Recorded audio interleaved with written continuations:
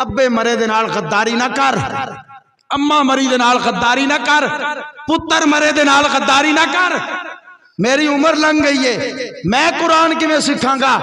तेरी उम्र लंघ गई है, कुरान नहीं सिखिया, मज्जां नूं पट्ठे पाने तेनू आउंदे ने?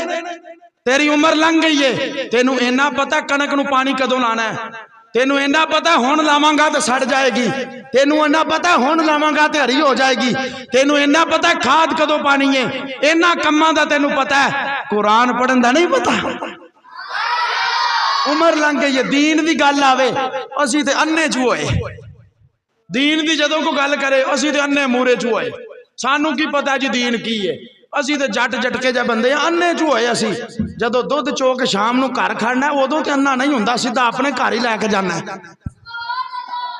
जदों बाहरों कनक गांदा उदों ते अन्ना नहीं हुंदा, सीधा उस आड़ती कोल ही लैके जाना है। जदों बाहरों कनक गांदा उदों अन्ना नहीं हुंदा, या तो उदों भी किसी के घर ट्राली वाड़ना या किसी के घर शाम नूं दुध दा दोना लैके जा, ते मैं आखां कि वाकई अन्ना है। तो जदों दीन की गल आवे उदों तुसीं अन्ने बन जांदे हो। पता चलिया अन्ने नहीं हैगे, तुसीं ओ कमले हो जिहड़े अपने घर नूं सियाणे हुंदे ने।